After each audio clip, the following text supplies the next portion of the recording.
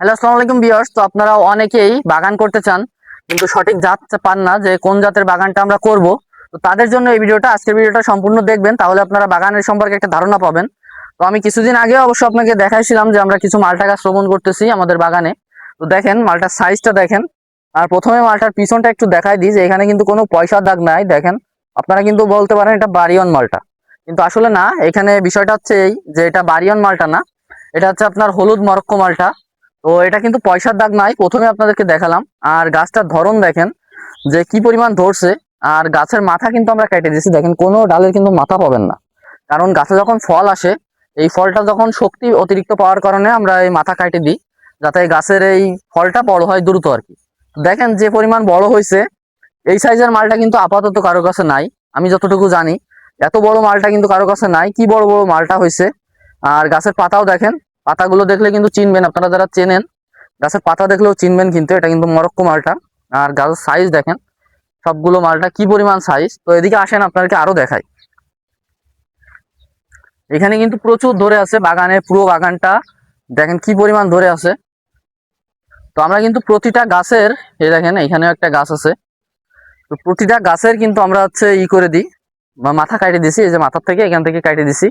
দেওয়ার ফলে একটা উপকার হয় কি, মাথার থেকে কাটে দিলে আপনার এখানে মানে গাছটা থাকবে খাটো কিন্তু ফল হবে। মানে বাগানে সব থেকে বড় সমস্যা কিন্তু যে গাছ বড় হয়ে যায়, ফল হয় না। এই জন্য আর কি আমরা এই গাছগুলো, প্রতিটা গাছ দেখেন, একটা গাছ কত ছোট, একটা গাছ দেখেন কত ছোট, এটার মাথা কেটে দিয়েছিলাম, আরো দেবো আর কি। আর এই পাশে দেখেন এখানে গাছে ফল আছে, মানে লাগানো প্রথম বছর তো এই জন্য প্রত্যেক গাছে কিছু কিছু পরিমাণ ফল আছে, যদিও অতিরিক্ত নাই কিন্তু কিছু কিছু পরিমাণ ফল আছে এখান থেকে দেখেন। এটা অবশ্য আপনাদেরকে দেখালাম। এই পাশে একটা গাছ আছে,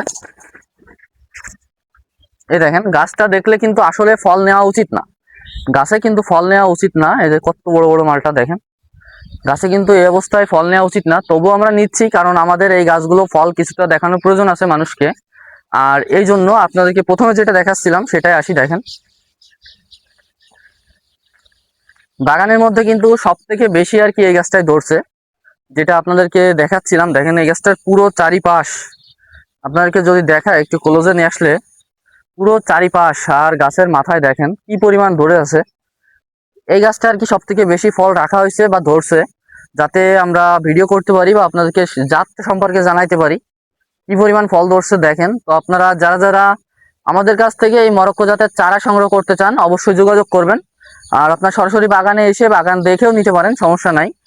তো যারা যারা চারা নিতে চান অবশ্যই স্ক্রিনে দেওয়া নাম্বারে যোগাযোগ করবেন আমাদের সাথে। অরিজিনাল জাতের এই জাতের চারা কিন্তু আপনারা পেয়ে যাবেন।